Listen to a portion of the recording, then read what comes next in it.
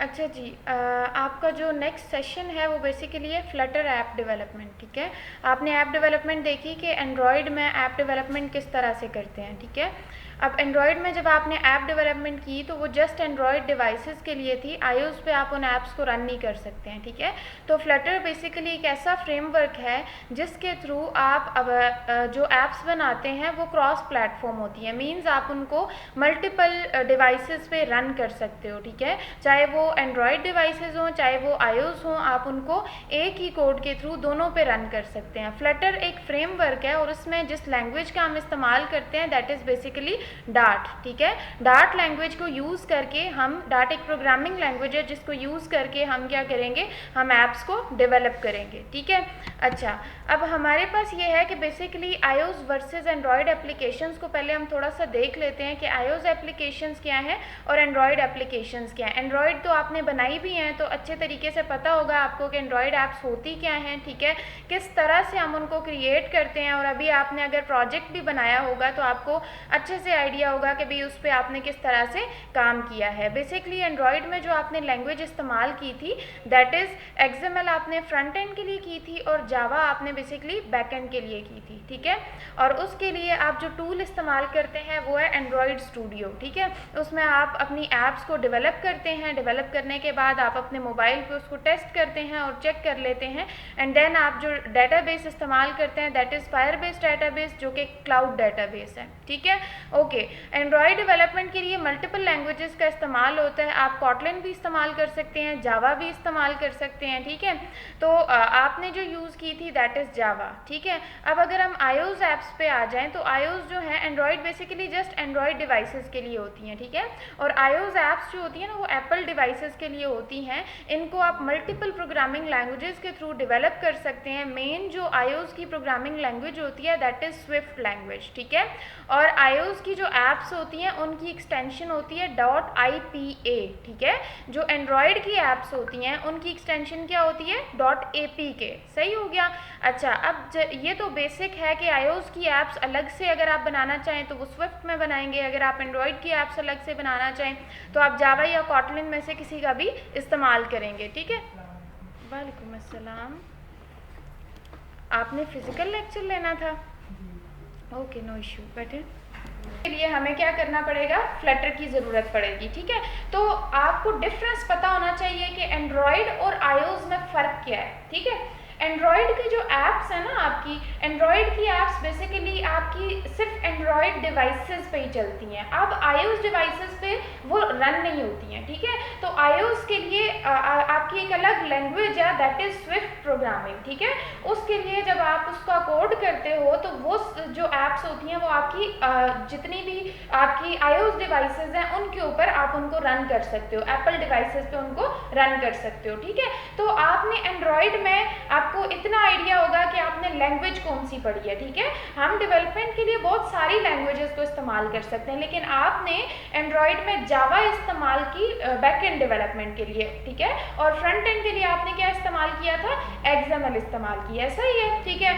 अब आपने वहाँ पे वैसे कॉटलिन भी इस्तेमाल होती है एंड्रॉयड के अंदर, ठीक है, लेकिन हमारे जो कोर्स के अंदर पार्ट है वो आपको जावा करवाई जाती है। और जावा बहुत ही वास्ट लैंग्वेज है जिसके अंदर मल्टीपल कॉन्सेप्ट्स को कवर किया जाता है, ठीक है। देन हम आते हैं आईओएस पे। तो आईओएस पे वैसे तो स्विफ्ट प्रोग्रामिंग होती है लेकिन हम क्रॉस प्लेटफॉर्म पे मूव करते हैं। क्रॉस प्लेटफॉर्म का क्या मतलब है कि मल्टीपल डिवाइसेस के ऊपर मेरी रन हो सके, ऐसा ही है, ठीक है। तो आईओएस में हम जो फ्रेमवर्क इस्तेमाल करेंगे दैट इज फ्लटर। अब फ्लटर एक फ्रेमवर्क है, ठीक है। फ्रेमवर्क तो सिर्फ आपको फैसिलिटेट करना है कि भाई ये काम कर लो, लेकिन पीछे तो कोई ना कोई लैंग्वेज इस्तेमाल करनी पड़ती है हमें। तो वो जो प्रोग्रामिंग लैंग्वेज हम इस्तेमाल करेंगे that is dart programming language, ठीक है।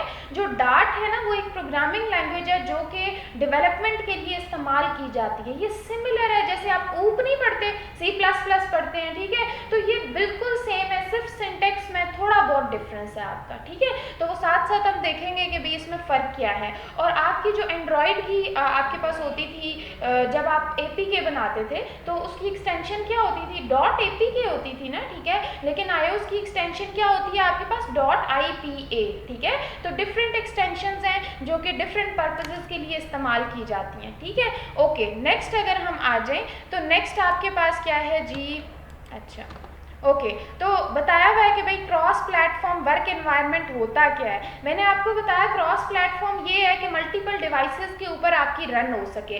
अब जब हम फ्लटर को इस्तेमाल कर रहे हैं ना, तो ये आपका टाइम भी बहुत सेव कर रही है। रीज़न कि देखें, एक बंदा है वो एंड्रॉयड के लिए अलग ऐप बनवाएगा और iOS के लिए अलग ऐप बनाएगा। ये तो बहुत टाइम टेकिंग प्रोसेस है कि मैं एंड्रॉयड के लिए अलग बनवाऊँ और iOS के लिए अलग बनवाऊँ। कोड भी जाहिर बात है मुझे अलग अलग करना पड़ेगा, सारा काम अलग करना पड़ेगा। तो यहाँ पे ये होता है कि iOS पे आप बनाते हो, एंड्रॉयड की फाइल्स खुद ब खुद जनरेट होती जाती हैं, ठीक है। तो बेसिकली जब एंड्रॉयड की खुद ब खुद फाइल्स जनरेट होती हैं तो मतलब आप इजीली उसे किसी भी डिवाइस पे रन कर सकते हैं।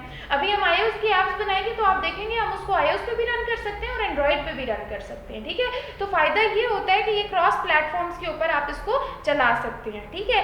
अब किसी भी प्लेटफॉर्म पे ये डिपेंडेंट नहीं है, ठीक है। एक होता है ना कि कुछ लैंग्वेजेस किसी एक स्पेसिफिक प्लेटफॉर्म पे डिपेंडेंट होती हैं, किसी पे आप उसको चला सकते हैं, ठीक है।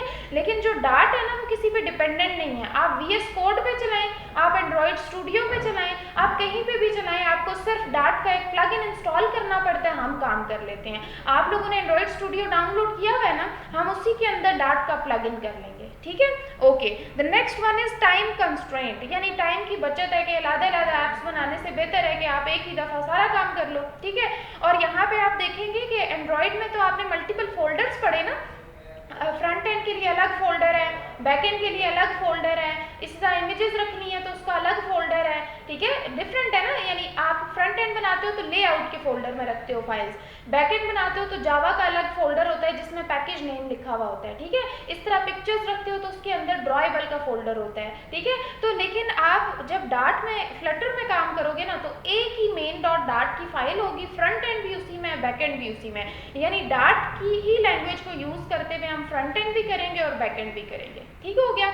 Okay, the next one is, यानी इसमें बहुत सारे लोग इसे इस्तेमाल कर रहे हैं, ठीक है। और डिप्लॉयमेंट कास्ट जो है ना वो एज सच आप समझ लें कि एंड्रॉयड से थोड़ी ज़्यादा होती है, क्योंकि जो एंड्रॉयड की ऐप्स होती है ना उस पर आपको वन टाइम पेमेंट करनी पड़ती है, ठीक है। लेकिन iOS की ईयरली आपको पेमेंट करनी पड़ती है, ठीक है, iOS ऐप्स के लिए। हाँ, यूज़र्स को नहीं करनी पड़ती, जो आप जैसे फॉर एग्जांपल आप डिप्लॉय कर रहे हैं, ठीक है। तो जो आपकी ऐप है ना, ठीक है, जैसे आप डोमेन परचेज करते हैं तो डोमेन वन टाइम और होस्टिंग के पैकेजेस रीन्यू करवाते रहते हैं, ठीक है।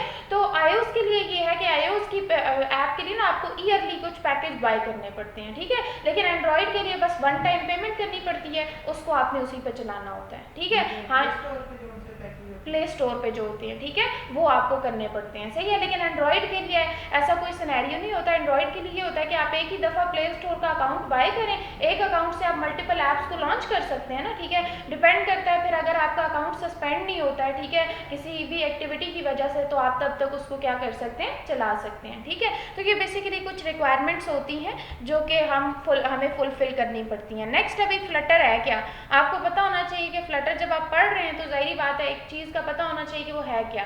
फ्लटर जो है वो 2017 में लॉन्च हुआ, ठीक है, मई में इसको लॉन्च किया गया। इसमें मल्टीपल प्रॉब्लम्स को रिजॉल्व किया गया। जाहिर बात है जब कोई नई चीज़ आती है तो पुरानी प्रॉब्लम को रिजॉल्व करके नई चीज़ बनाई जाती है, ठीक है। तो देन क्या है कि एक पावरफुल लैंग्वेज है जिसमें बहुत सारे फ्रेमवर्क्स को कवर किया गया, ठीक है, और iOS और एंड्रॉयड दोनों के लिए इस्तेमाल की जाती है, सही है। देन फ्लटर जो है, देखिए फ्लटर मैंने आपको बताया हम कौन सी लैंग्वेज को इस्तेमाल करेंगे, डार्ट को इस्तेमाल करेंगे, ठीक है, और जो कि एक ऑब्जेक्ट ओरिएंटेड प्रोग्रामिंग लैंग्वेज है जैसे आप ऊप पढ़ते हैं, ठीक है। और फ्लटर प्रोडक्ट किसकी है, गूगल की प्रोडक्ट है, ठीक है। Okay, the next one is कि फ्लटर जो है वो ओपन सोर्स है, मतलब हम इसे इजीली इसका प्लगइन इंस्टॉल कर सकते हैं, कोई पेमेंट की ज़रूरत नहीं है, ओपन सोर्स है, इजीली इसके UI सॉफ्टवेयर जो है वो अवेलेबल हैं, ठीक है। तो हम इनको इजीली इस्तेमाल कर सकते हैं। ओपन सोर्स का मतलब क्या होता है कि भाई इजीली अवेलेबल होते हैं वो, ठीक है। एडवांटेज और डिसएडवांटेज क्या हैं, सबसे पहला एडवांटेज तो ये है कि भाई क्रॉस प्लेटफॉर्म पे ऑपरेट करती है, ठीक है। देन आपके पास क्या है कि डेवलपर्स जाहिर बात है एंड्रॉयड का अलग हायर करेंगे, iOS का अलग हायर करेंगे, तो बेहतर नहीं है एक ही डेवलपर हायर कर लें जो ऐसी ऐप बनवाएंगे जो एंड्रॉयड iOS दोनों पे चले, क्रॉस प्लेटफॉर्म पे चले आपकी, ठीक है।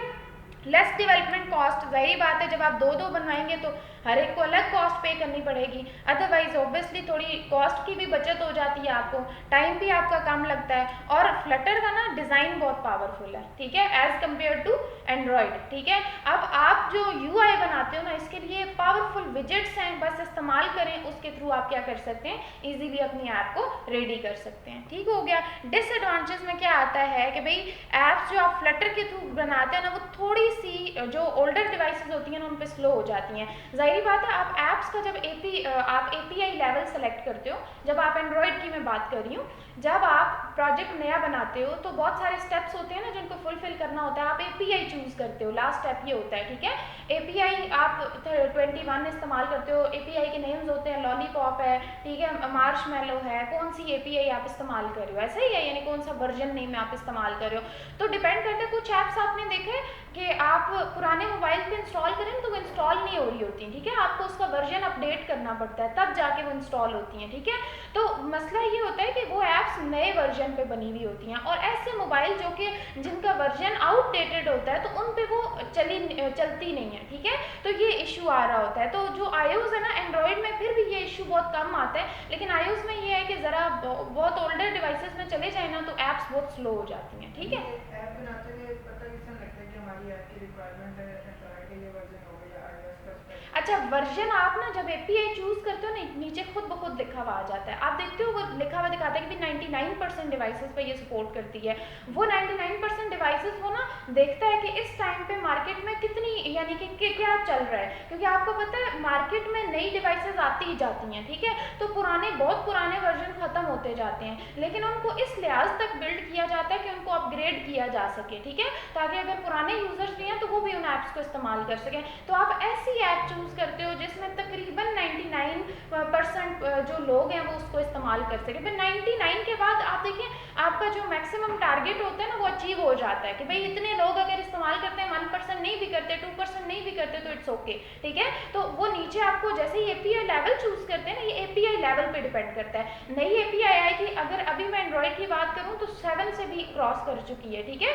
आपका जो लेवल है वो पहले आपका चलता होता था किटकैट, ठीक है, आप लॉलीपॉप से भी आगे, आपका मेरे ख्याल से नॉगेट चल रहा है वर्जन, हाँ 12 चल रहा है, ठीक है। तो आप क्या करते हो, डिपेंड करता है वर्जन पे, ठीक है ना, कि वर्जन आप कौन सा इस्तेमाल कर रहे हो, पुराना है तो फिर उस पर नॉगेट तक अपडेट करेगा, अदरवाइज बहुत सारे वर्जन आ चुके हैं, ठीक है। तो डिपेंड करता है आपके वर्जन पे, लेकिन नीचे आपको ओवरऑल बताया जाता है, ठीक हो गया, ओके।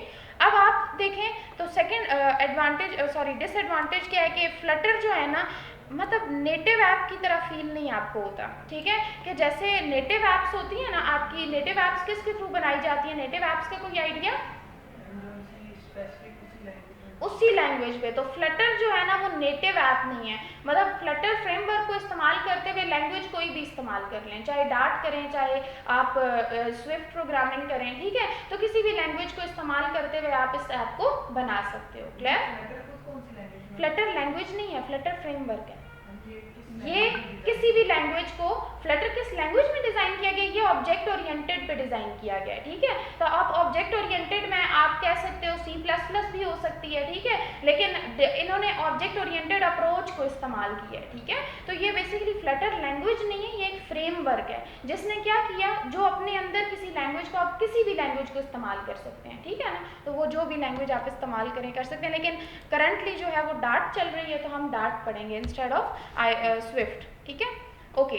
अब इंस्टॉलेशन कैसे करनी है, चलें जी आ जाते हैं हम इंस्टॉलेशन पे, ठीक है। अच्छा, अब आप में से कोई एक बंदा, क्योंकि मेरे पास ऑलरेडी इंस्टॉल्ड है, तो कोई एक बंदा अपनी स्क्रीन शेयर करें, जिसको मैं स्टेप्स गाइड करूंगी, वो इंस्टॉल करेगा। अपनी स्क्रीन शेयर करेंगे, एंड्रॉयड स्टूडियो ओपन करना है आपने, हम वहीं से इंस्टॉल करेंगे फ्लटर, ठीक है।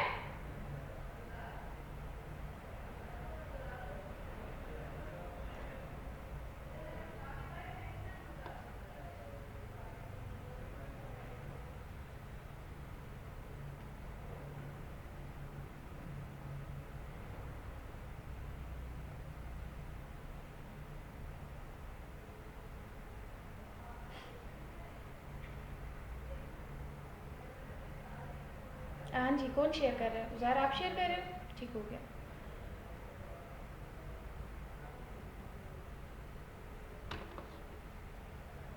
आपने स्टार्ट कर लिया है जी अपना एंड्रॉयड स्टूडियो, ठीक है। ओके, ये जो हाइड का ऑप्शन आ रहा है ना, ज़रा इस पर क्लिक करके इसको हाइड कर दें फ्रंट से। ये नीचे देखें स्टॉप शेयरिंग और हाइड का ऑप्शन आ रहा है, स्क्रीन शेयरिंग के, हाँ इसको हाइड कर दें। ओके, अच्छा अब ये तो आपकी है जी एंड्रॉयड ऐप। अब एंड्रॉयड का अगर सिर्फ स्ट्रक्चर देखें ना आप, एक मिनट हम स्ट्रक्चर पे पहले आते हैं, उधर से ना जाएं। अब अगर आप स्ट्रक्चर देखें ना तो देखिए हर एक के लिए अलग फोल्डर है, ठीक है। अच्छा मुझे थोड़ा बहुत बताइएगा क्योंकि ये नॉलेज आपका रिक्वायर्ड है आपकी ऐप्स में भी, आईओएस ऐप्स में भी, ठीक है। अब जो पहला फोल्डर आ रहा है मैनिफेस्ट का, ये आप क्यों इस्तेमाल करते हैं? हाँ जी, वाइल मैनिफेस्ट का जो फोल्डर है जिसके अंदर एक ही फाइल पड़ी हुई है manifest.xml, ठीक है, आप इसको क्यों इस्तेमाल करते हैं? रीज़न क्या है इसको इस्तेमाल करने की?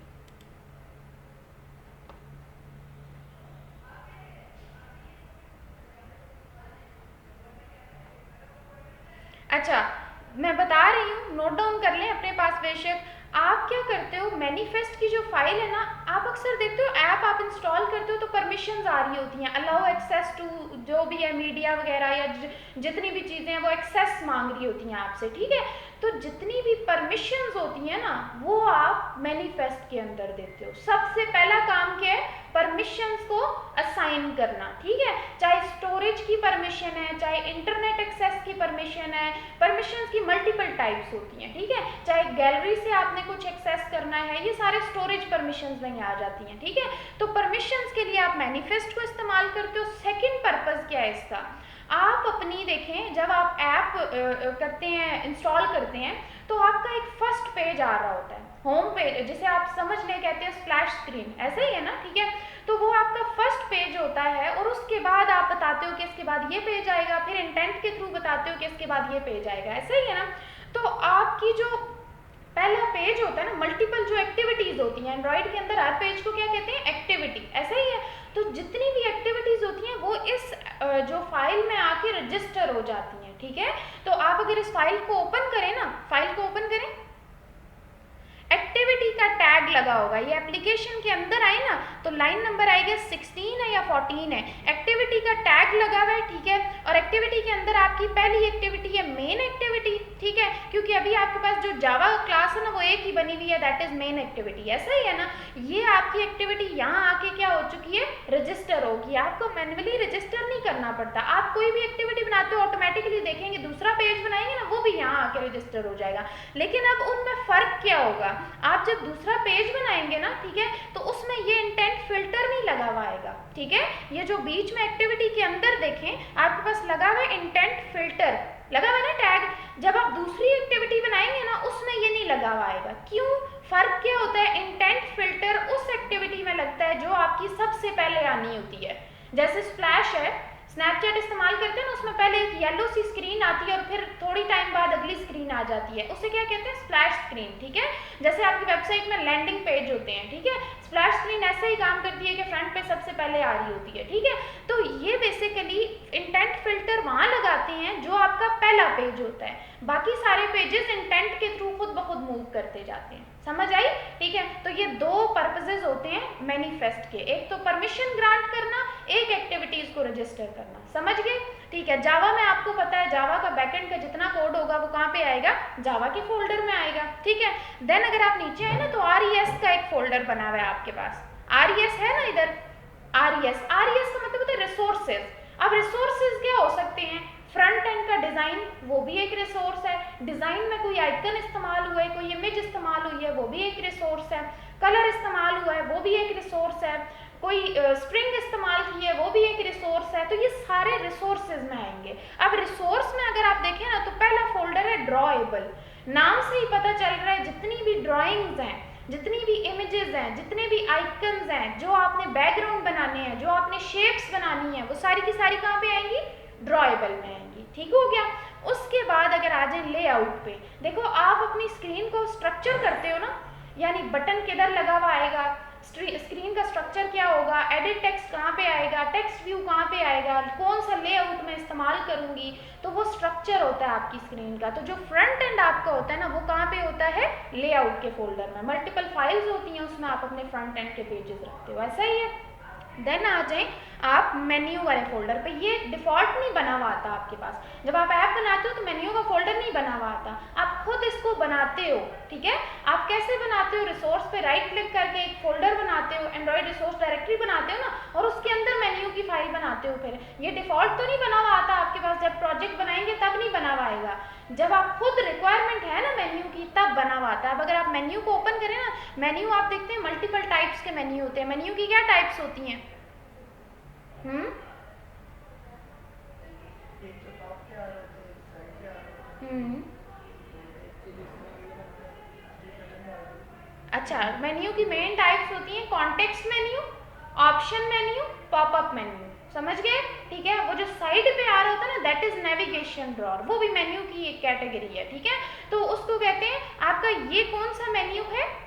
ऑप्शन मेन्यू, जो 3 डॉट्स आते हैं ना और उस पर जब क्लिक करते हो तो नीचे मेन्यू आ जाते हैं, इसको कहते हैं ऑप्शन मेन्यू, ठीक है। और जो साइड पे आ रहा होता है ना, that is your navigation drawer. फिर नेविगेशन ड्रॉअर में साइड वाले को नेविगेशन ड्रॉअर कहते हैं, और बॉटम पे भी आ रहा होता है उसको क्या कहते हैं? बॉटम नेविगेशन ड्रॉअर कहते हैं, ठीक है। और इसी तरह जो आपके पास होते हैं ना कॉन्टेक्स्ट मेन्यू, आप देखते हैं अक्सर मैंने कोई बटन लगा दिया या कोई एलिमेंट लगा दिया, उस पर जब मैं क्लिक करूंगी ना तो वो आपके पास आएगा मेन्यू, थोड़ा सा लॉन्ग प्रेस करना पड़ता है उसको, ठीक है। तो उसको कहते हैं, थोड़े टाइम के लिए प्रेस करेंगे तब वो मेन्यू आएगा, उसको कहते हैं कॉन्टेक्स्ट मेन्यू। और पॉपअप का मतलब एक पॉपअप सा जनरेट हो जाता है, ठीक है, जब आप क्लिक करते हैं तो वो भी एक पॉपअप मेन्यू होता है, ठीक है। फिर मल्टीपल टाइप्स होती हैं, मैसेजेस की भी अलर्ट आपने जनरेट कराए हुए होंगे, ठीक है, अलर्ट डायलॉग्स इस्तेमाल किए होंगे, फिर टोस्ट मैसेजेस होंगे, ये खैर एंड्रॉइड का कॉन्सेप्ट है, ठीक है।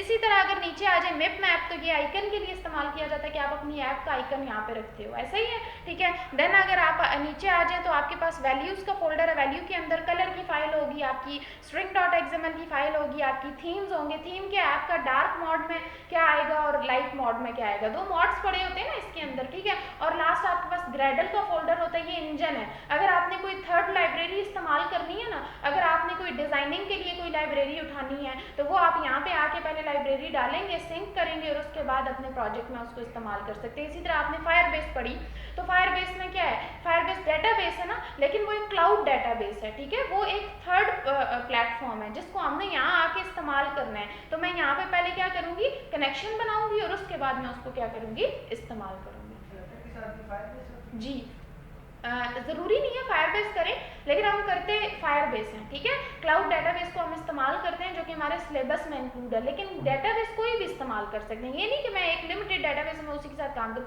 मोंगोडीबी इस्तेमाल करें, आप लोकल कोई जैम्प इस्तेमाल करें, आप कोई भी करें, ठीक है। तो उसके लिए आप क्या करते हैं, सिर्फ सिंपल उनको फैच कर लेते हैं। ज़्यादा कौन सी यूज़ हो रही है प्रोफेशनली?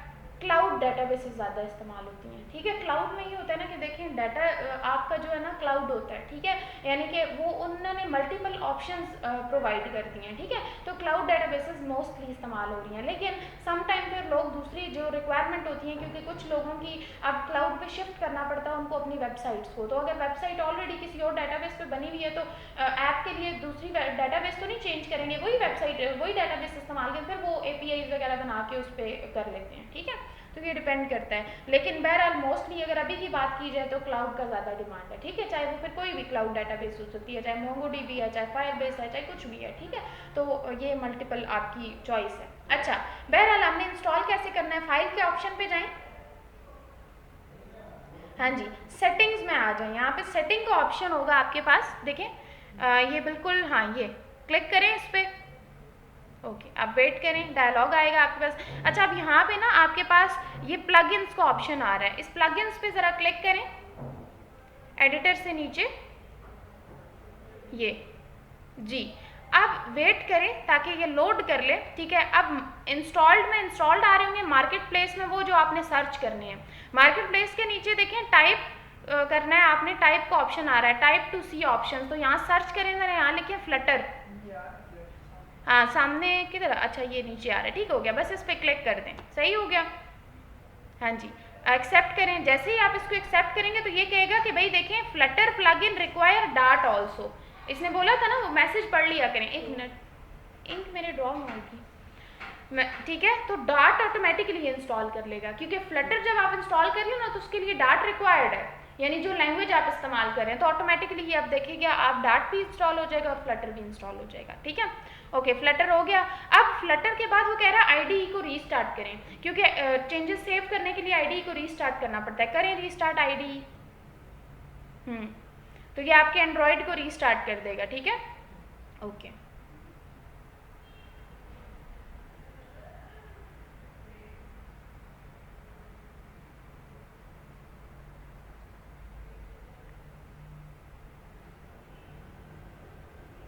बेसिकली डेटाबेस होता है, अगर हमें कोई ऐप पब्लिश करनी हो, जिस तरह वेबसाइट में तो होता है कि होस्टिंग होती है, उसमें वो PHP का होता है, बिल्कुल।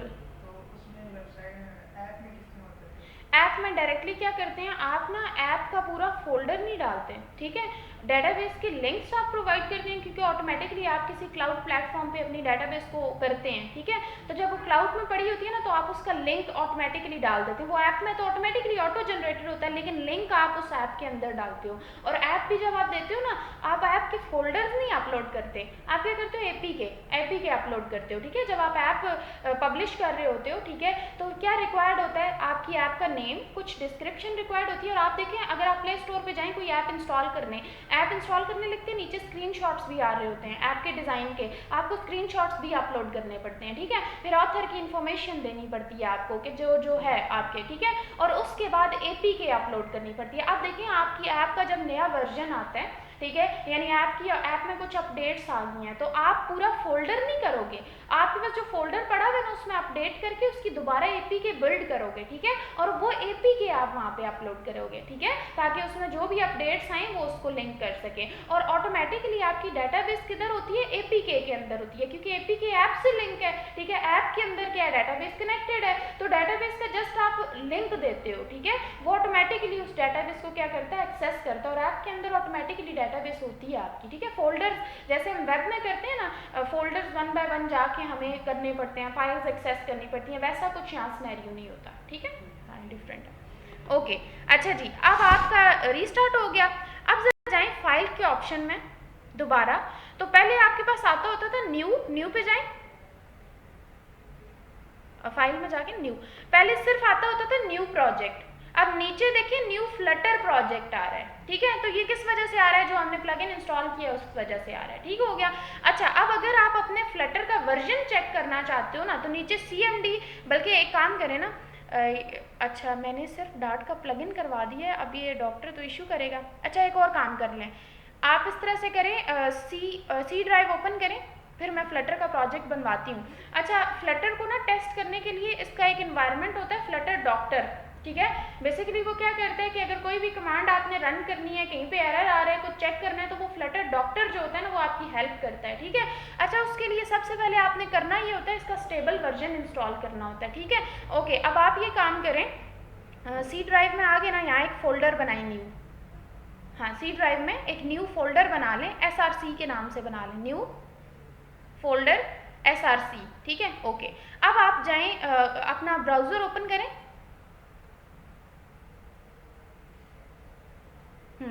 यहाँ पे सिर्फ लिखें आप फ्लटर डॉक्यूमेंटेशन, तो वहाँ पे आपके पास स्टेबल वर्जन मौजूद होता है, जो इनकी अपनी वेबसाइट है ना ऑफिशियल, flutter.docs लिख सकते हैं, फ्लटर डॉक्यूमेंट, ये टॉप पे देखें flutter.dev आ रहा है, इसको ओपन कर लें। हाँ जी, ये फर्स्ट ओपन कर लें, सेकंड ओपन कर लें, दोनों एक साथ ही हैं।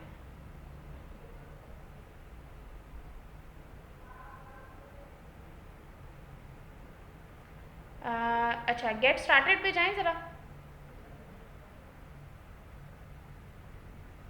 ओके, अब यहाँ नीचे ना हमने विंडोज़ के लिए करना है, ये इसको ओके करते हैं। देखें यहाँ पे मल्टीपल आ रहा है कि विंडोज़ के लिए करना है, मैक के लिए करना है, लिनक्स के, हमें विंडोज़ के लिए करना है। विंडोज़ पे क्लिक करें, अब ये देखें गेट द फ्लटर SDK, हमने फ्लटर का SDK नहीं किया ना, तो अब मुझे SDK मैनुअल इंस्टॉल करना पड़ता है, ठीक है, पहले, और देन उसको इनेबल करना पड़ता है, ठीक है। अब आप क्या करेंगे, यहाँ से ये जो फ्लटर का स्टेबल वर्जन है ना, इसको जिप फाइल को डाउनलोड कर लें, फ्लटर विंडोज़ 3.10 stable.zip, ठीक है, इसको हम करेंगे जी डाउनलोड।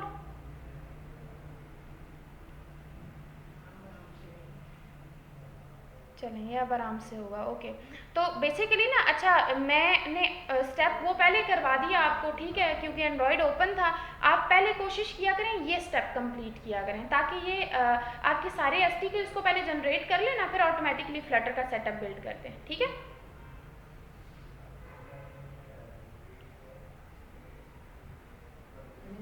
डेटाबेस क्लाउड पे होता है, वो भी कोई पैकेज वगैरह परचेज करने पड़ते हैं? हाँ, ये आपकी वैसे फायरबेस जो है ना वो गूगल के साथ लिंक्ड होती है। आपका कोई भी जीमेल अकाउंट है ना, ठीक है, उसके थ्रू आप बनाते हैं। शुरू में जीमेल अकाउंट में 15 GB फ्री दिए जाते हैं आपको, ठीक है, लेकिन अगर आपकी जीमेल की स्पेस यानी कम है, यानी ऑलरेडी आपने यूज़ की हुई है, तो स्पेस पे डिपेंड करता है। अगर 15 GB पूरी हो गई है ना आपकी, फिर आपको परचेज करनी पड़ती है स्टोरेज, ठीक है। जैसे आप होस्टिंग में आपके पास मल्टीपल पैकेजेस होते हैं ना, कि भाई आप इतनी स्पेस आपको मिलेगी, इतनी ईमेल्स मिलेंगी, और मल्टीपल होता है ना आपके पास, ठीक है। इसी तरह यहाँ पे ना फिर आपको स्पेस उसकी परचेज करनी पड़ती है कि कितने GB में चाहिए। हाँ हाँ जी, उसकी गूगल वन की सब्सक्रिप्शन में आप उसको फायरबेस में जाके पैकेजेस उसके बाई कर लेते हैं। फिर डिपेंड करता है पैकेजेस आपके स्पेस के ऊपर डिपेंड करते हैं कि भाई कितनी आपको स्पेस एलोकेट की जाएगी, उसके अकॉर्डिंग होता है, ठीक है। डिफ़ॉल्ट ये होता है कि शुरू जब आप करते हैं तो बेशक गूगल खुद जो एक जीमेल प्रोवाइड करता है आपको, उसमें 15 GB फ्री होती है, ठीक है, और उसके बाद आपको बाई करनी पड़ती हैं। और डेटाबेसेस में वैसे ज़ाहिरी बात है, अगर आप लॉन्च करने जा रहे हैं अपनी ऐप, तो ज़ाहिरी बात है बहुत सारा डाटा होता है जो कि या तो आपने खुद स्टोर किया है या यूज़र्स का आएगा, ठीक है, तो वो फिर डिपेंड करता है, ठीक है, आपको उसके अकॉर्डिंग बाई करनी पड़ती है।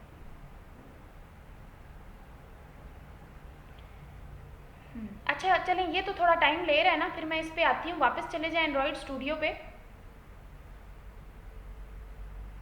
मैं तब तक आपको ना पूरा एक सिनेरियो समझा देती हूँ। अच्छा, अब यहाँ पे ना न्यू फ्लटर प्रोजेक्ट पे क्लिक करें ज़रा, फाइल में जाके, यानी नया प्रोजेक्ट हमने बनाना है ना। अब ये तो एंड्रॉयड का बना हुआ है, अब मैंने तो iOS का बनाना है ना, ठीक है। फाइल में जाएं, न्यू प्रोजेक्ट में जाएं। अच्छा, आप वेट करिएगा। अब यहाँ से पहले नीचे से ना फ्लटर चूज़ करें। देखिए आपके पास मल्टीपल आ रहा है कि एंड्रॉयड है, फ्लटर है, डार्ट है, आपने फ्लटर चूज़ करना है, ठीक है। अब यहाँ पे है फ्लटर एसटीके पाथ। अब यहाँ से वो अभी अटैच नहीं करेगा आपका, जो मैंने अभी स्टेप करा रही हूँ ना, देखिए आप उसको यहाँ से मिलेगा ही नहीं, फ्लटर का एसटीके ही नहीं मिलेगा। एसटीके अभी मैं डाउनलोड करूँगी सोर्स के फोल्डर में, तो फिर सोर्स के फोल्डर के अंदर जब मैं उसको एसटीके डाउनलोड हो जाएगा ना, कमांड प्रॉम्प्ट से चेक करूँगी कि हो गया या नहीं हो गया, तो फिर वो पाथ यहाँ पे आके स्पेसिफाई करूँगी, ठीक हो गया। अच्छा, तब तक के लिए मैं आपको थोड़ा बहुत थ्योरेटिकल ओवरव्यू दे देती हूँ, ताकि आप लोगों को समझ आ जाए कि है क्या, ठीक है। सी ड्राइव में लाजमी है सोर्स के फोल्डर? हाँ, लाजमी होता है सी ड्राइव के अंदर, क्योंकि इसके जो डिफ़ॉल्ट चीज़ें होती हैं वो सी के अंदर पड़ी होती हैं। जैसे एंड्रॉयड स्टूडियो है, ठीक है, वो सी में पड़ा हुआ है ना, तो एंड्रॉयड स्टूडियो के अंदर ये सारी फाइल्स को क्या करता है, कंबाइन करता है, ठीक है, तो ये सी के अंदर मस्ट होता है। चलो, अच्छा जी, यहाँ पे ना मैं कुछ फाइल्स की राइटिंग बताऊंगी आपको, ताकि जब मैं प्रोजेक्ट स्टार्ट करूँ ना, क्योंकि अभी मुझे, अगर मैं एसटीके मेरा एंट्री है ना, ठीक है, तो एसटीके जब जब साथ साथ डाउनलोड हो रहा है, तब तक मैं आपको यहाँ से कुछ थोड़ा बहुत ओवरव्यू दे देती हूँ कि भाई होता क्या है। एक मिनट, यहाँ से पॉज। हाँ, एक्सट्रैक्ट उधर कर लेना, स्पेसिफाई लोकेशन उधर की कर दें कि एक्सट्रैक्ट वहाँ पे हो जाए,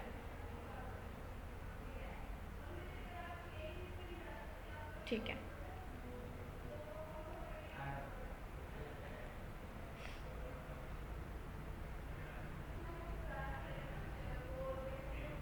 ये बेसिकली एसटीकेज होते हैं, ठीक है, और एसटीके जब तक हम इनेबल नहीं करते ना, तब तक हम काम नहीं कर सकते। एसटीके क्या होता है, एसटीके आपके पूरे प्लेटफॉर्म को बिल्ड कर रहा होता है, उसके अंदर जितनी भी चीज़ें होती हैं ना, उनको बिल्ड करता है, ताकि आप उन सारी चीज़ों को इस्तेमाल कर सकें, ठीक है।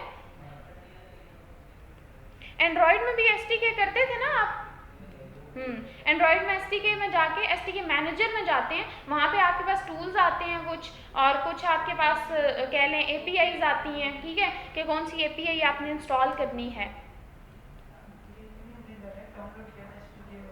ऑटोमेटिकली हो जाती है। लेकिन सम टाइम ना कुछ लोगों का, आप एंड्रॉयड के लिए ना, अगर आपका इंटरनेट सही नहीं चल रहा ना, तो कुछ एसटीके स्किप हो जाएंगे आपके, ठीक है। और जब आप फिर कुछ चीज़ें बना रहे होते हो ना जो रिक्वायर्ड होती हैं, जैसे अगर आप फायरबेस लगा रहे हो, तो फायरबेस के लिए ना गूगल सर्विसेज की फ़ाइल बहुत ज़रूरी होती है। अगर वो आपकी इंस्टॉल हो गई है तो ओके है, लेकिन अगर नहीं हुई तो जब आप फायरबेस को अटैच करते हैं ना, तो चेक करना पड़ता है कि क्या आपकी गूगल प्ले सर्विसेज इंस्टॉल्ड हैं या नहीं है, ठीक है। अगर नहीं होंगी तो वो एरर क्रिएट करेगा फिर, ठीक है। ठीक है। जिन लोगों की डेटाबेस नहीं हो रही होती ना, इश्यूज आ रहे होते हैं, तो इसका मतलब है कि आपके पास गूगल प्ले सर्विसेज को चेक कर लिया करें।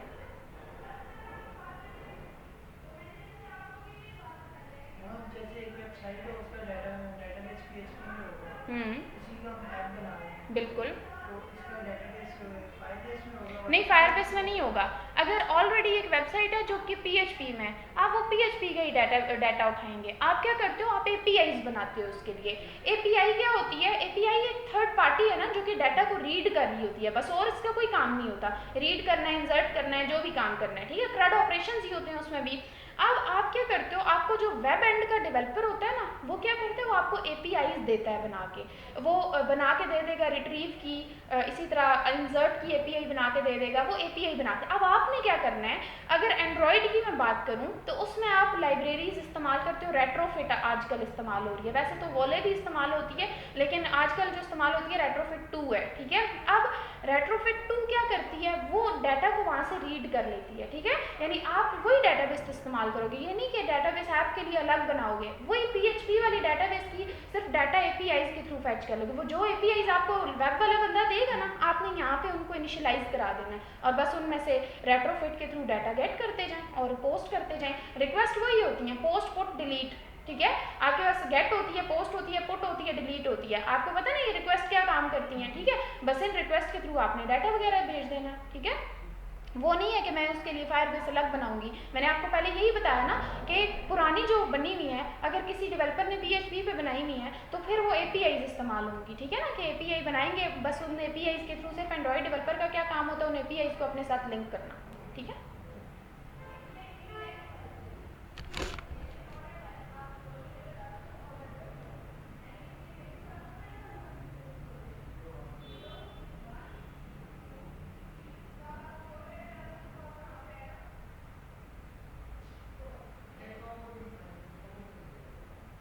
क्योंकि वो बेसिकली ना आपके डाटा को जेसन में कन्वर्ट कर रहे होते हैं, ठीक है। और रेट्रोफिट जीसन की एक्सटेंशन को इस्तेमाल करती है, ठीक है। तो जेसन क्या है, जेसन बेसिकली आपके डाटा ही पिक करने के लिए है ना, ये एक डाटा ट्रांसफ़र का फॉर्मेट है। पहले XML इस्तेमाल होता था, अब जेसन इस्तेमाल होता है। जेसन अपडेटेड है ना, ठीक है। अभी आप देखेंगे फायरबेस के अंदर भी जेसन की फाइल होती है, जेसन की होती है ना, गूगल प्ले सर्विसेज .json होती है, उसमें कीज़ वगैरह पड़ी होती हैं, ठीक है। जब आप फायरबेस करते हो तो आप मेक श्योर करते हो कि गूगल प्ले सर्विसेज की फाइल है, जो कि फायरबेस से, अब देखिए फायरबेस अलग है ना, एंड्रॉयड के अंदर तो नहीं है। तो मैं एंड्रॉयड का डाटा फॉर्म से भेज रही हूँ, वो फायरबेस में कैसे जा रहा है, वो जो थर्ड है ना, जो जेसन की फाइल है उसके थ्रू जा रहा है, ठीक है।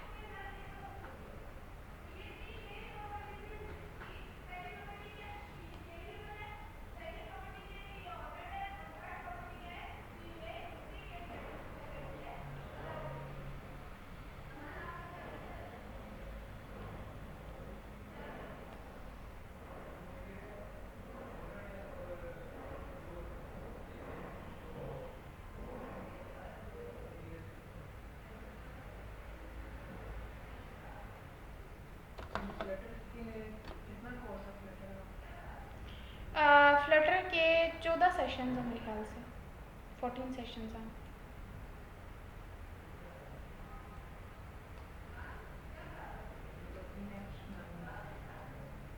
इंशाल्लाह, ठीक है। हम क्या करेंगे, इस पे काम करेंगे ना, और साथ में ये करेंगे कि ऐप वाइज काम करेंगे, ठीक है। कि भाई अब हम ये पेज बना रहे हैं, अब हम ये पेज बना रहे हैं, तो उसके साथ लिंक करते जाएंगे, ठीक है। मैप्स का बहुत काम है। जब आप जैसे अगर मैं एंड्रॉयड की बात करूं तो क्या है, हाँ, जो आपकी मैप्स के लिए ना, फिर ट्रैकिंग के लिए APIs चाहिए होती हैं, ठीक है। लेकिन ये बात है कि अगर आपने करंट लोकेशन लोड करानी है, वो क्या है, सीधा सीधा लैटिट्यूड ले लें, लॉन्गिट्यूड ले लें, और ऑटोमेटिकली आपकी करंट लोकेशन फैच हो जाएगी, ठीक है। तो उसका कोई बड़ा मसला नहीं है। आप मैप एम्बेड करते हो, करंट लोकेशन को पिक करते हो, लेकिन बाकी ये है कि फिर ट्रैकिंग के लिए लाइब्रेरी APIs होती हैं। हो गया। अच्छा, बस ये सोर्स के अंदर आपने रख दिया है ना, सोर्स के फोल्डर के अंदर है ना ये फ्लड, बस और कुछ भी नहीं करना है इसको, ठीक है। अब यहाँ पे ऊपर ही जहाँ पे आ रहा है ना दिस PC लोकल डिस्क, वहाँ पे क्लिक करें और CMD लिखें, ज़रा डबल क्लिक करें ना, यहाँ पाथ आ जाएगा।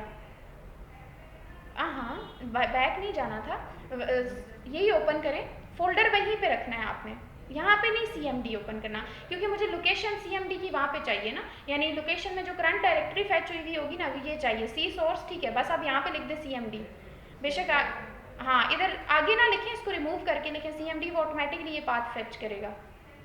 यहाँ पे लिख दे CMD जी। तो अब कहने का मकसद ये है, देखें इसने जो डायरेक्शन यानी कि जो करंट डायरेक्टरी उठाई है दैट इज C और SRC। अब यहाँ पे लिखें वेयर फ्लटर डार्ट,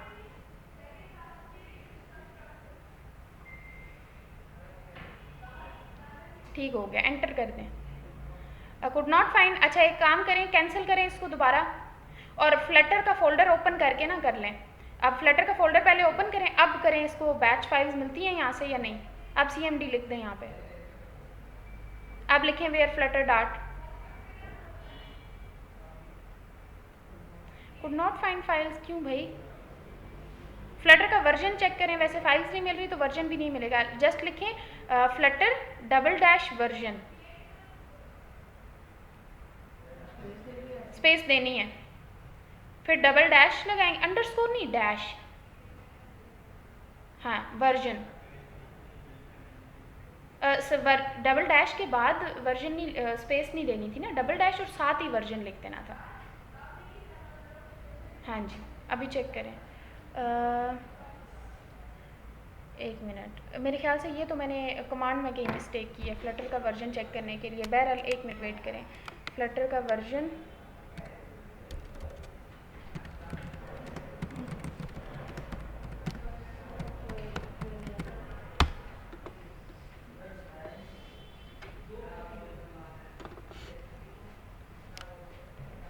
अच्छा, सिर्फ लिखें डैश डैश वर्जन,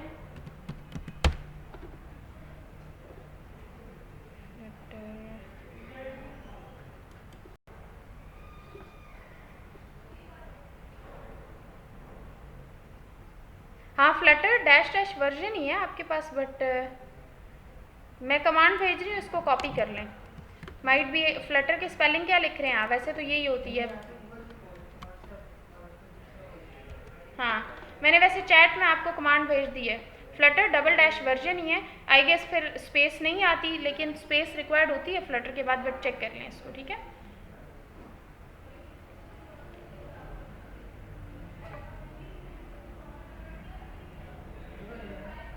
हाँ जी ये flutter double dash version,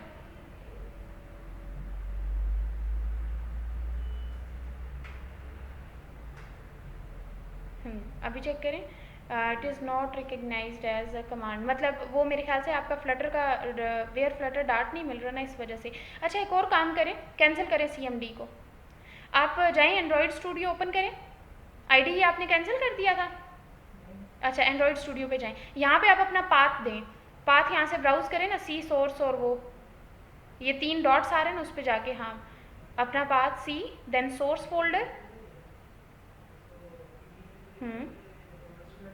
Flutter, हाँ जी ओके करते हैं। अच्छा एक चीज़ मेक श्योर करें कि आपने जो सोर्स का फोल्डर है वो यूज़र के अंदर जाके तो नहीं बनाया, बाहर है ना, डायरेक्ट C के अंदर बनाया, बस फिर ठीक है। ओके नेक्स्ट करें।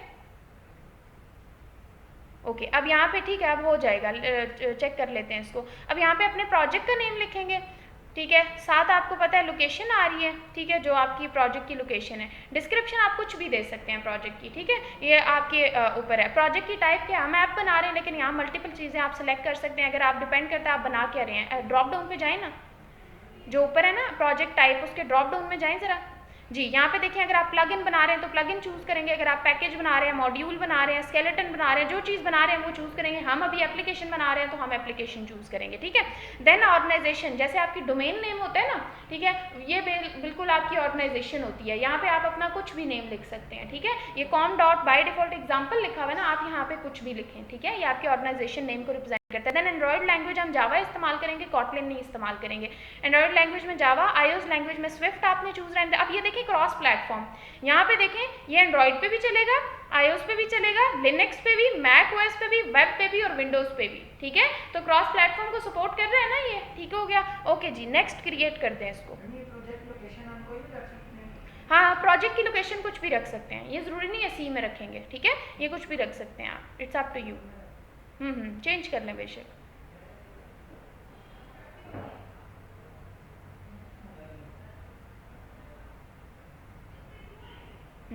ठीक है ओके, अब क्रिएट कर दें। क्या कह रहा है, इनवैलिड। अच्छा, जो नाम आप दे रहे हैं ना, ठीक है, module name must be valid dot package, okay.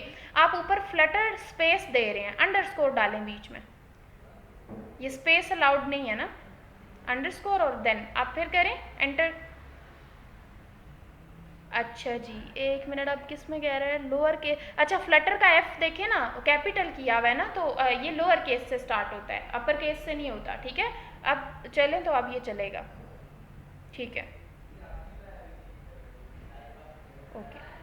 तो हमेशा एक चीज़, जब नेम होता है ना, नेमिंग की कुछ कन्वेंशंस होती हैं, उसको देखा करें, ठीक है, ओके, सही है। अब ये क्या कह रहा है, देखा, अब वहाँ पे जो एरर आ रहा था ना, you attempted create a flutter project at F which is the name of a drive, this is usually mistake, you probably want to specify a containing directory. अच्छा, एफ के अंदर ना एक फोल्डर क्रिएट कर लेते ना, आपने डायरेक्ट रूट डायरेक्टरी में रख दी है, ठीक है, खैर कैंसिल करें और रूट उसके अंदर एक फ़ोल्डर क्रिएट कर लें ना, ताकि आप वहाँ पे प्रोजेक्ट, या फिर आप न्यू विंडो पे भी कर सकते हैं, कर दें इसको न्यू विंडो।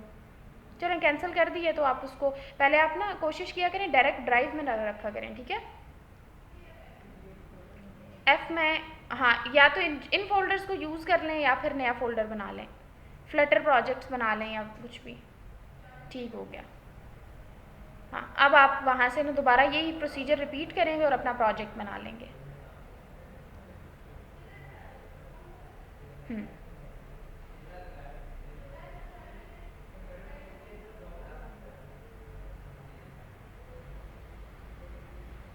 ठीक है,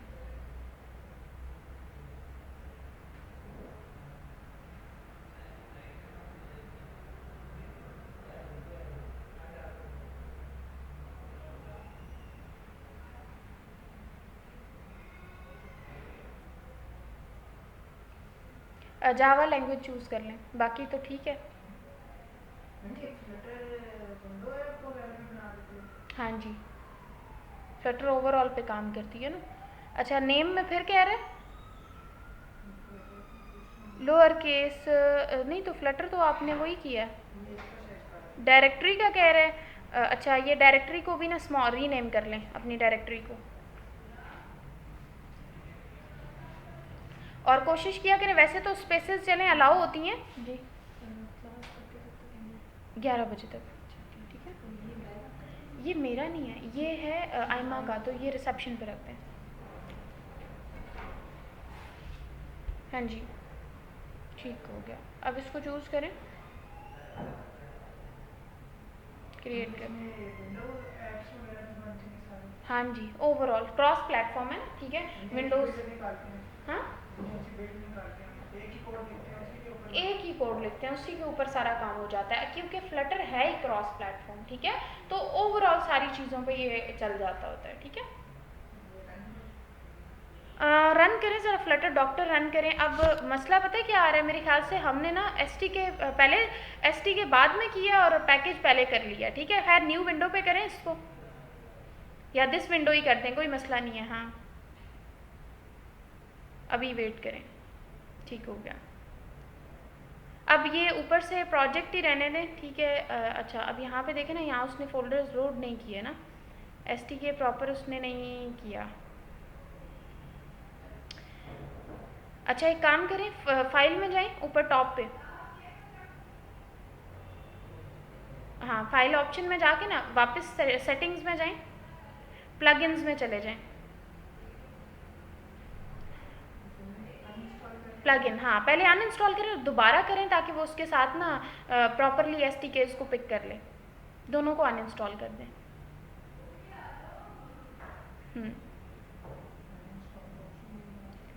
क्लिक करें इस पर, ऑलरेडी अपडेटेड हैं ये, राइट पे जाइए ना, देखें आपके पास आ रहा है, बिल्कुल राइट पे एक सेटिंग का ऑप्शन आ रहा है, हाँ, इस पर क्लिक करें, अनइंस्टॉल कर दें इसको जी, डार्ट भी करें, वैसे डार्ट फ्लटर के साथ हो जाता है, लेकिन डार्ट भी कर दें। हाँ जी, अब IDE रीस्टार्ट करें आप ज़रा, और फिर हम रीस्टार्ट करके वापस आके इसको इंस्टॉल करेंगे। कर दे रीस्टार्ट, ठीक हो गया।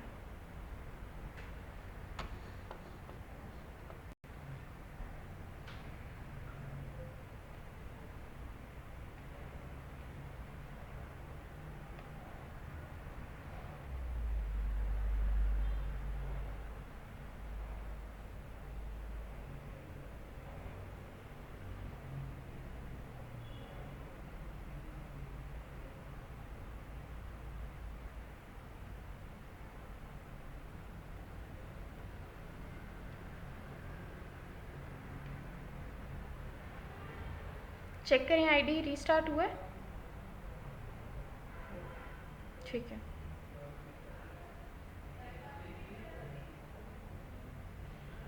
बस इसको कैंसिल कर दें। हम अब यहाँ पे ना दोबारा प्रोजेक्ट बनाएंगे। ये जो प्रोजेक्ट है ना, चले खैर ये आपका फ्लटर का, इसको मिनिमाइज़ करें, फ़िलहाल कैंसिल ना करें, वो हम चेक कर लेते हैं इसके पैकेजेस को। पहले अब दोबारा पैकेज इंस्टॉल करना पड़ेगा।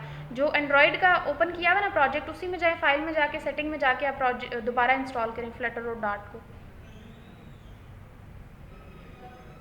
हमने अनइंस्टॉल कर दिया ना, अब दोबारा इनको इंस्टॉल करना पड़ेगा।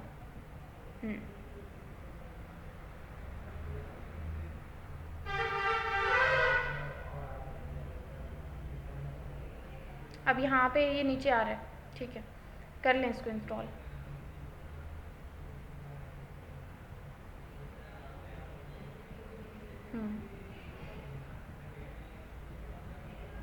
ठीक है,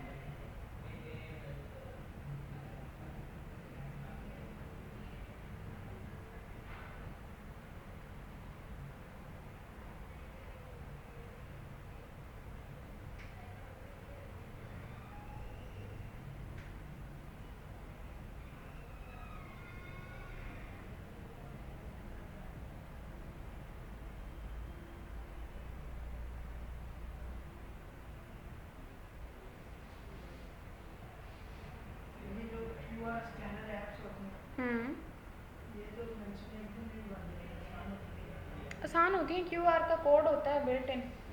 एंड्रॉयड में तो मोस्टली चीज़ें जो है ना, क्यूआर का कोड बिल्ट इन है, वो सिर्फ उठाएं और स्कैनर पिक कर लें। स्कैनर तो अपना है ना, एंड्रॉयड का तो अपना क्यूआर का, अपना स्कैनर का कोड है, बस वो सीधा सीधा आपने बिल्ड करना है। अच्छा, मैं मीटिंग का लिंक दोबारा शेयर कर रही हूँ, ठीक है, उसके थ्रू ज्वाइन करें।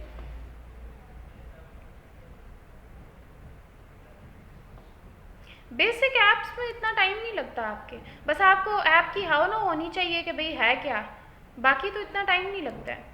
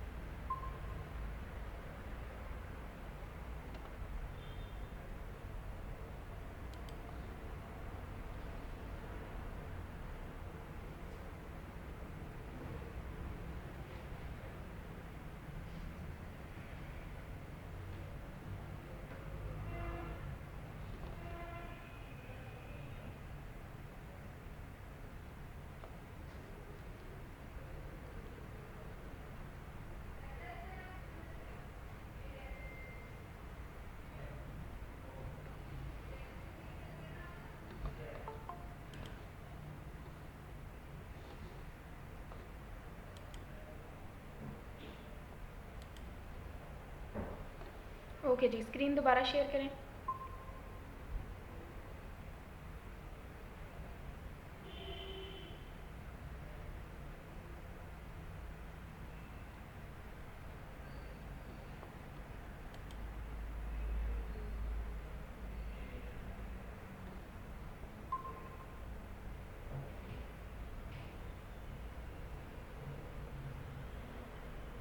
अच्छा, आईडी अब इंस्टॉल हो गया, चेक करें। आईडी दोबारा रीस्टार्ट किया था इंस्टॉल करके, ठीक है।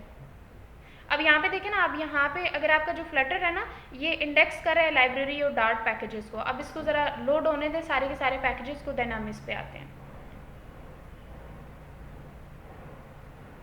अब ये चलेगा, ठीक है।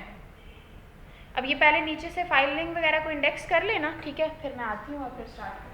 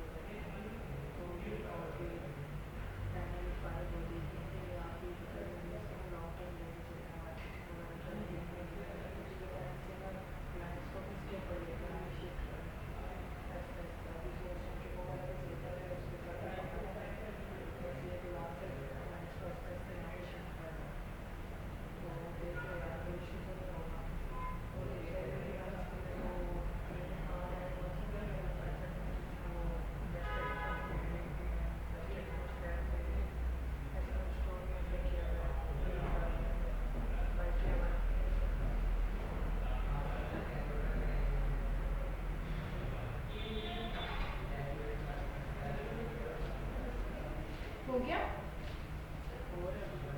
हाँ, ये थोड़ा टाइम लेता है, ठीक है, ये थोड़ा टाइम लेगा, पैकेजेस वगैरह को डाउनलोड करेगा एंड देन हम स्टार्ट करेंगे, ठीक है।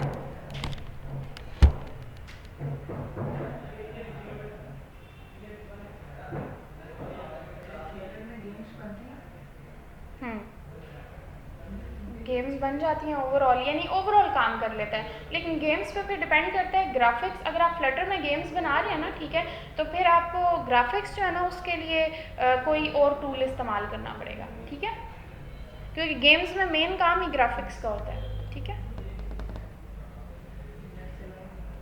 अभी आ जाएगा, अभी वो जनरेटर ऑन करेंगे ना तो हो जाएगा अभी एक्टिव।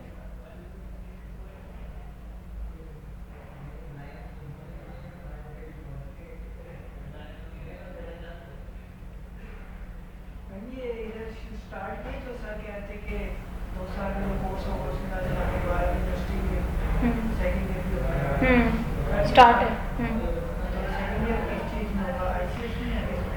उनका मेरे ख्याल से एक एफए है, एक आई कॉम है, और जो इलामा इकबाल के सब्जेक्ट्स हैं ना जो वो ऑफ़र करते हैं, उसी में कर सकते हैं आप। पेपर तो ले रहे हैं आप पेपर वहाँ पे होंगे, एडमिशन वगैरह यहाँ से जाएगा आपका, ठीक है, यहाँ पूरा गाइड किया जाएगा असाइनमेंट का क्या प्रोसेस है, बुक्स वगैरह यहाँ पे आएंगी, पोर्टल्स यहाँ से बनेंगे, पेपर तो वहीं पे देने पड़ेंगे आपको, ठीक है। साथ में ये कोर्सेज होगा साथ। हाँ, ये साथ साथ कंटिन्यू रहेगा, ठीक है।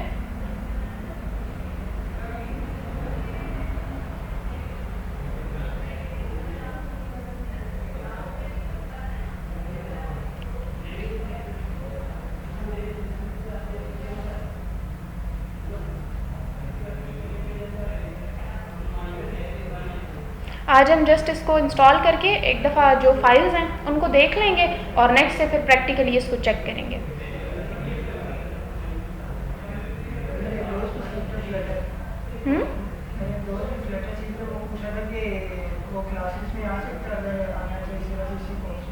हाँ, आ सकता है, बिल्कुल क्लासेस ले सकता है वो, ठीक है। फ्लटर की हमारा जो 2 मंथ का कोर्स है, आई गेस उसकी 18,000, ठीक है, तो वो कर सकता है कोर्स, कोई मसला नहीं है। बट ये है अगर उसने करना है ना तो फिर उसे कहें कि स्टार्ट से जो ज्वाइन कर ले, ताकि फिर ये होता है कि फिर मुझे जब बैच आगे चला जाता है, अभी जैसे मैंने आइमा मैम को ये कहा था कि मेरा एक और भी फ्लटर का चल रहा है, अभी 11 से 1 फिर मेरी फ्लटर की क्लास है, वो आगे काफ़ी हैं, तो मैंने उनसे कहा था कि मैं एक साथ बैच स्टार्ट करूँगी, लेकिन अब आपको और उनको मर्ज नहीं कर सकती, ज़ाहिरी बात है, उन्होंने आगे पढ़ लिया, आप लोग बिल्कुल स्टार्ट से पढ़ रहे हैं, फिर मुश्किल हो जाता है। वो दोस्त आपका जो है उसको प्रोग्रामिंग लैंग्वेज आती है? अच्छा, बस फिर ठीक है, सही, फिर सही है।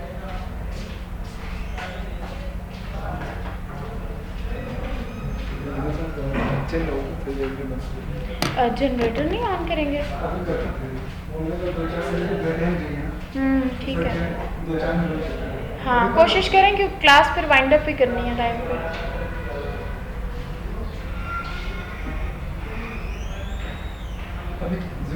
हाँ ना, मेरी क्लास चल रही थी।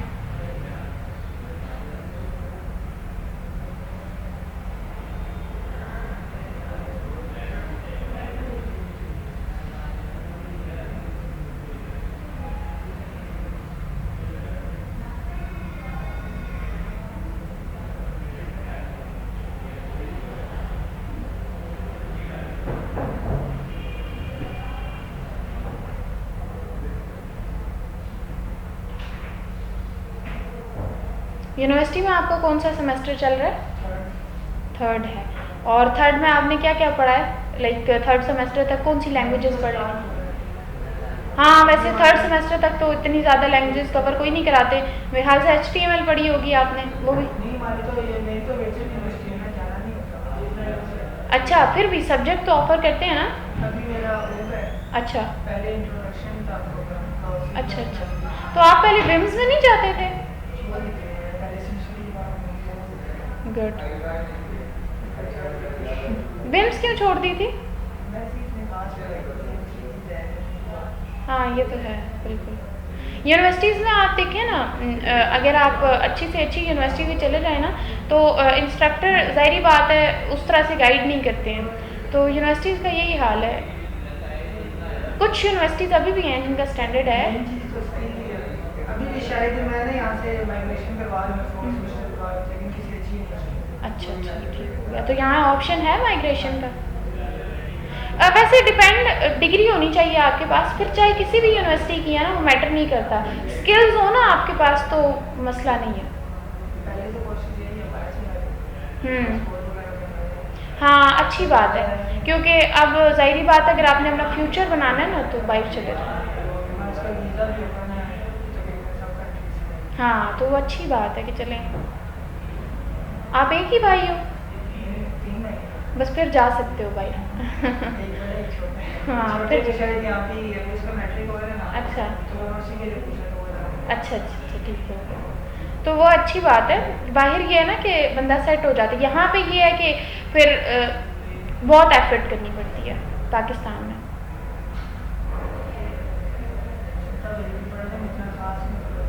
बस फिर उसको स्किल्स, फिर फ़ायदा नहीं है ना, पैसे डिग्रीज पे वेस्ट करने का फ़ायदा नहीं है, बस फिर स्किल्स ले लें। और आज के आप देखते हैं अक्सर यहाँ के भी कुछ, बिल्कुल वेरी स्टार्ट में तो मैं नहीं थी, लेकिन ये है कि स्टूडेंट्स को आप देखते हैं स्किल्स सीख के वो चले जाते हैं आराम से, उनसे स्किल्स सीखें और साथ ही सॉफ्टवेयर हाउस ज्वाइन कर लें। वो आपको अगर शुरू में कुछ भी नहीं दे रहे ना, तो आपके पास एक्सपीरियंस आ जाता है जब आपके पास। एक भी नहीं मिला? अच्छा ये भी होता है, आप हमेशा कोशिश किया करें ना कि लिंक्स, ठीक है, यानी एक ही होता है। अब मेरा अपना एक स्टूडेंट था, तो वो हॉस्टल में रहता था, तो उसको ना एक सॉफ्टवेयर हाउस से, मतलब उसका दोस्त ही करता था, तो उसने ज्वाइन किया। उसने यहाँ से वेब का कोर्स किया था, मेरे से ही उसने किया था, वेब डिज़ाइनिंग की थी, फिर वेब डेवलपमेंट मैम सोनिया से की थी, लेकिन अब माशाल्लाह वो अच्छी खासी अर्निंग कर रहा है। तो वो बात है कि एक छोटे से लिंक्स, हम भी कोशिश करते हैं अपनी साइड से। आपको PHP लैरावेल आती है? PHP, हाँ। अभी पीछे हमारे पास एक अपॉर्चुनिटी थी, तो वो स्टूडेंट जो है, अभी मैं आपको, शायद अभी भी हो, ये जो आप स्टूडेंट देख रहे हैं बाहर लिखा हुआ है अनीस अहमद, इनकी बेशक आप ईमेल यहाँ से अगर है ना, या नोट कर लें नंबर वगैरह, ठीक है। तो ये इनको जो है ना चाहिए था PHP का डेवलपर। ये कहते हैं अगर किसी को PHP बेसिक भी आती है, हाँ आप हमें दे दें, एपटेक का स्टूडेंट चाहिए था इनको। लैरावेल हम उसको खुद सिखा देंगे, लेकिन ये था कि आपकी ना बन जाती है, एक स्किल बन जाती, फिर आप उस पर कंटिन्यू कर सकते हैं। अच्छा, मेरे पास मेरे ख्याल से इनका नंबर होगा, मैंने एक स्टूडेंट को फॉरवर्ड भी किया था, ठीक है, बल्कि मैं अभी दे देती हूँ, फिर आप बेशक उनसे पूछ लीजिएगा। उनको चाहिए था, आप बेशक उन्हें कह दीजिएगा कि मैं एपटेक से हूँ, मैं मिक्रा के रेफरेंस से हूँ, तो वो कोई मसला नहीं है, ठीक है।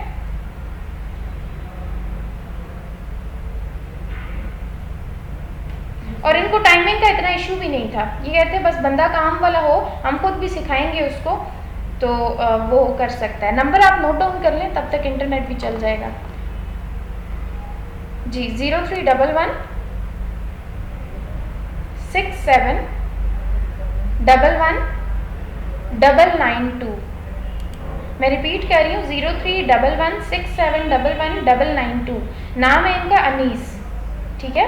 तो आप बेशक कहिएगा कि बहुत पहले जो है थी, लेकिन मुझे अभी पता चला, अगर अभी रिक्वायरमेंट है या इन फ्यूचर भी कोई रिक्वायरमेंट होती है, तो आप अपनी CV उनको भेज दें, ताकि इन फ्यूचर भी कोई रिक्वायरमेंट होती है तो वो आपसे कांटेक्ट कर लें।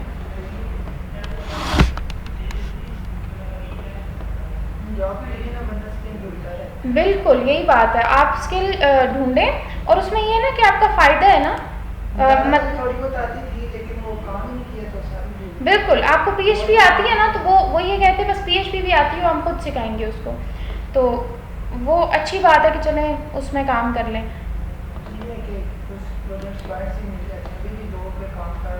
अच्छा, वो अच्छी बात है, प्रोजेक्ट से भी आपकी काफ़ी अच्छी खासी लर्निंग हो जाती है, और लर्निंग के साथ फिर अब आपके क्लाइंट्स बन जाते हैं, तो ये एक अच्छी चीज़ है।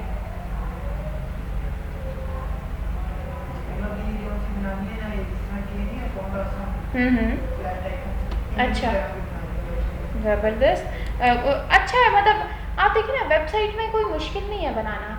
आप देखिए फ्रंट एंड तो हमें टेम्पलेट से मिल जाता है, टैबलेट उठाएं, उसमें चेंजेस करें, आगे पीछे कर लें उनको, और क्या है बीच में। हाँ बैकएंड पे काम करना पड़ता है थोड़ा बहुत, लेकिन आजकल आपको पता है कितने टूल्स हैं, कितनी सारी चीज़ें जो अवेलेबल हैं। कहीं पे एरर आएगा तो एरर तो आते हैं ना, उससे हम खुद ही सीखेंगे, तो इतना कोई मुश्किल काम नहीं होता। ठीक है जी, मीटिंग ज्वाइन करें। बिल्कुल, कोड रीयूज ही होता है, क्रैड आप कर लें, बाकी क्या है उसमें, पीछे रह ही कुछ नहीं जाता।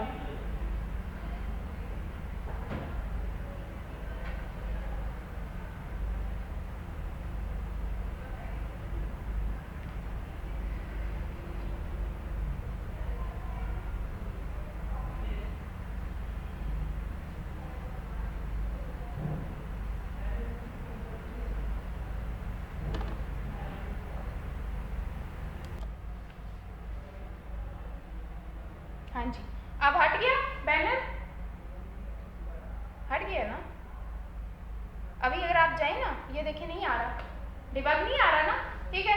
ये बेसिकली होता है कि अगर ये डिफॉल्ट आता है ना फ्लटर ऐप्स में, अगर आपने इनको करना डिफॉल्ट ट्रू होता है, आप इसको लगा दें तो ये फॉल्स हो जाएगा, ठीक है। अब ये है मटीरियल ऐप, तो अब आप देखें ना कोई हेडर आ रहा है, ना कोई बॉडी का, सीधा सीधा बस उसने बॉडी के अंदर लिख दिया माय फर्स्ट ऐप, ऐसा ही है। अब आपने अपने कोड को क्या करना है, स्ट्रक्चर करना है। स्ट्रक्चर करने का तरीका क्या है, ये जो मैंने बताया, ठीक है। अब इसके लिए टूल बार के लिए अलग से विजिट होगा, बॉडी के लिए अलग से मैं विजिट इस्तेमाल करूंगी, ठीक है। अब यहाँ पे क्या है जी कि यहाँ पे आपके पास होता है, इसको कहते हैं ऐप बार, और इसके लिए विजिट इस्तेमाल होता है ऐप बार का, लेकिन डायरेक्टली ऐप बार नहीं इस्तेमाल होता। और फिर ये बॉडी के लिए बॉडी की प्रॉपर्टी होती है और उसके अंदर हम कोई विजिट इस्तेमाल करते हैं, लेकिन अब ये सारा किसके अंदर है, मटीरियल ऐप के अंदर है, ऐसा ही है। तो मैं अब आपको स्टेप्स बता रही हूँ। आपने क्या करना है, पहले लिखना है मटीरियल ऐप, जो आप लिख चुके हैं, ऐसा ही है ना। मटीरियल ऐप के बाद आप लिखते हैं होम, ऐसा ही है। फिर आपके पास आपने इस पूरे को एक विजिट के अंदर इनक्लोज करना होता है, और ये पूरा ना, ये दो चीजें एक विजिट के अंदर आती हैं। वो विजिट आपके पास स्कैफोल्ड,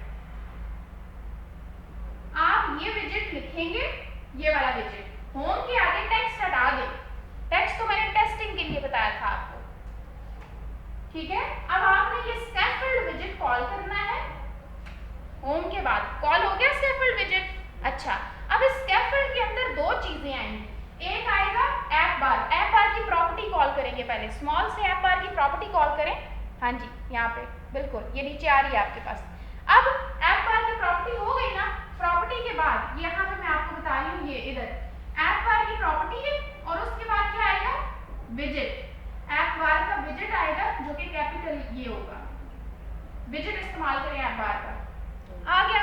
अब ऐप बार के अंदर एक टाइटल की प्रॉपर्टी होती है, टाइटल देने के लिए पहले टाइटल की प्रॉपर्टी कॉल करें, ब्रैकेट के राउंड ब्रैकेट्स के अंदर ऐप बार की, हाँ जी टाइटल आ रहे हैं, ठीक है। अब इस टाइटल के अंदर टेक्स्ट का विजिट इस्तेमाल करके सिंगल कोट में कोई भी टाइटल दे दें, टूल बार में ये वो टाइटल होगा जो इधर शो होगा आपको, ये, ठीक है।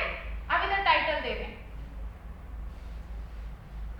हाँ कुछ भी दे दें ऐप बार, ओके।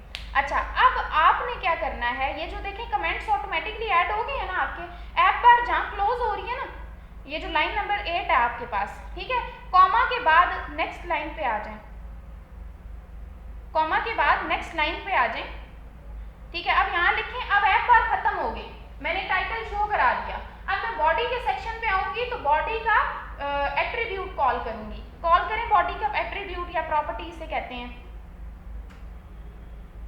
अच्छा, अब आपके पास ये क्यों एरर आ रहा है, एक मिनट रुकें, नहीं एरर तो नहीं आ रहा, खत्म हो गया, ठीक है। अच्छा, अब बॉडी के बाद कोई विजिट तो कॉल होगा ना, भाई क्या विजिट आना चाहिए, लेट्स सपोज टेक्स्ट ही आना चाहिए, लेट्स सपोज बॉडी के बाद भी टेक्स्ट विजिट कॉल करते हैं, मतलब आप क्या दिखाना चाह रहे हैं, ठीक है। टेक्स्ट विजिट कॉल करें और कोई भी टेक्स्ट दे दें जी। ये सारा काम ये हम जो सा है रन ऐप और उसके अंदर मटेरियल ऐप के अंदर, हाँ ये स्टेप्स हैं कि आपने पहले एक मटेरियल ऐप, फिर आपने स्कैफोल्ड, क्योंकि अगर आपने अपनी ऐप को दो पोर्शन में डिवाइड करना है ना, टूल बार लगानी है और फिर बॉडी, तो फिर आप मटेरियल ऐप के अंदर स्कैफोल्ड लगाएंगे और स्कैफोल्ड के अंदर ऐप बार और बॉडी लगाएंगे। अगर हमें डिवाइड नहीं करना हो, क्या नहीं करना, डिवाइड नहीं करना, पर सीधा सीधा मटेरियल ऐप के अंदर काम करें, फिर स्कैफोल्ड लगाने की जरूरत ही नहीं है, फिर सीधा सीधा बॉडी स्टार्ट करते हैं, ठीक है। उसके लिए होम वाली प्रॉपर्टी तो लगानी पड़ेगी, होम लगेगा, होम लगेगा, स्कैफोल्ड नहीं लगेगा, स्कैफोल्ड पूरा नहीं लगेगा। फिर स्कैफोल्ड के अंदर देखिए बॉडी भी आ रही है और ऐप बार भी आ रही है ना, क्योंकि स्कैफोल्ड जहाँ क्लोज हो रही है ना वहाँ पे, तो स्कैफोल्ड नहीं लगेगा, समझ गए। अच्छा, अब टेक्स्ट आपने शो कराया ना, आप जरा रन करें इसको, एरर तो नहीं आ रहा, नहीं, ओके रन करें इसको, रीलोड कर लें, हॉट रीलोड कर लें तो आपको हो जाएगा, शो करा देगा, ओके। चलें जी चेक कर लेते हैं। अब देखें ऊपर ऐप बार आ गई, नीचे आपका टेक्स्ट आ गया। अब लेट्स से ये टेक्स्ट आ रहा है बिल्कुल टॉप पे, क्योंकि मैंने कुछ स्टाइलिंग नहीं की, कुछ डिजाइन नहीं किया। अब अगर आपने इस टेक्स्ट को सेंटर में लेकर आना है, मैंने आपको कहा था फ्लटर में हर चीज क्या है, वो एक विजिट है, ऐसा ही है ना। अब अगर मैंने इसको सेंटर में लेकर आना है ना, तो एक और विजिट के अंदर रैप करना पड़ेगा। कैसे रैप करना है, जरा टेक्स्ट पे राइट क्लिक करें, राइट क्लिक करें इस पे। आपके पास आ रहा है शो कॉन्टेक्स्ट एक्शंस, इस पर क्लिक करें। आपके पास आ रहा है रैप विद सेंटर, आ रहा है विद सेंटर के साथ कर दें इसको। तो ये क्या करेगा, ये टेक्स्ट को सेंटर में रैप कर देगा। और रैप कैसे किया इसने, देखें आपके पास पहले इसने लगाया सेंटर बॉडी के बाद, फिर सेंटर के अंदर चाइल्ड ऐड किया और चाइल्ड के अंदर टेक्स्ट का विजिट लगाया और सारा काम कर दिया। ऐसा ही है। अब अगर आप इसको रन करेंगे ना तो आपका जो टेक्स्ट है वो किस में आएगा, सेंटर में आएगा, सेंटर में आ रहा है। ठीक हो गया। अच्छा जी, तो ये है। हमेशा एक चीज का फ्लो याद रखें कि मैं आपको एक दफा फ्लो बता देती हूँ, ठीक है, और यहाँ फ्लो पे वाइंड अप करेंगे। ठीक है, ये एक बेसिक सा कॉन्सेप्ट था कि बताना था हम शुरू कैसे करेंगे। ठीक है, एंड देन इंशाल्लाह नेक्स्ट से हम इसको स्टार्ट करेंगे। ठीक है, ओके जी। अच्छा, हमने क्या किया, सबसे पहले क्या आता है आपका मेन। मेन के अंदर क्या आता है, रन ऐप। रन ऐप के अंदर क्या आएगा आपके पास, मटीरियल ऐप। और मटीरियल ऐप के अंदर क्या आएगा, अगर आप, ये चॉइस है आपकी, ठीक है, अगर आप हेडर और फुटर लगाना चाहते हो, हेडर और बॉडी यानी दो पोर्शंस में डिवाइड करना चाहते हो, फिर स्कैफोल्ड आएगा। ठीक है, और स्कैफोल्ड के अंदर दो चीजें होती हैं, यानी कि स्कैफोल्ड में क्या होता है, ऐप पर और बॉडी। ठीक है, और फिर यहाँ काम क्या हो जाता है, खत्म हो जाता है। लेकिन अगर आप ये नहीं इस्तेमाल करना चाहते, ये ऑप्शनल है, तो फिर आप डायरेक्ट मटेरियल के अंदर जो होम आता है ना, उसमें कोई भी विजिट रिटर्न कर दें। टेक्स्ट लगाना चाहते हैं, इस तरह बहुत सारे विजिट्स हैं। ठीक है, लाइक कंटेनर लगाना चाहते हैं, या बहुत सारे विजिट्स हैं जिनको हम वन बाय वन स्टडी करेंगे, तो आप कुछ भी यहाँ रिटर्न कर सकते हैं। कुछ ऐप्स होते हैं जिसमें फेसबुक आ जाए, हाँ, उनका वो बार नीचे आ जाता है, बाकी सारा कुछ ऊपर होता है। वो नेविगेशन बार होती है, नीचे जो आ रहा है। अक्सर आप देखते हो, जैसे फॉर एग्जांपल अकाउंट है, जैसे फॉर एग्जांपल ऐसे आइकन आ रहे होते हैं ना। ठीक है, ये फॉर एग्जांपल 3 आइकन है यहाँ पे, एक होम का आइकन है, ठीक है, ये इस तरह से होम का आइकन है, और इस तरह से यहाँ पे फॉर एग्जांपल सर्च है। तो ये नीचे आ रहा होता है 3, इधर क्लिक करेंगे तो कोई और पेज आएगा, इधर क्लिक करेंगे कोई और, इधर। ये होती है बॉटम नेविगेशन ड्रॉर। ठीक है, इसको बोलते होते हैं बॉटम नेविगेशन ड्रॉर। ठीक है, ये हम पढ़ेंगे। ठीक हो गया। ये फिर हमें बनानी पड़ती है ना, हर एक के लिए अपना एक तरीका है बनाने का। इसको कहते हैं बॉटम नेविगेशन ड्रॉर। ठीक है, ये हम करते होते हैं। ठीक है, जैसे ये साइड पे भी आती होती है, ये आपके अपने ऊपर है कहाँ करवाना चाहते हैं बॉटम नेविगेशन ड्रॉर। ठीक है, ओके जी, यहाँ पे हम वाइंड अप करेंगे। ठीक है, अब आपने क्या करना है, ये वैसे आज का कोई मुश्किल नहीं था।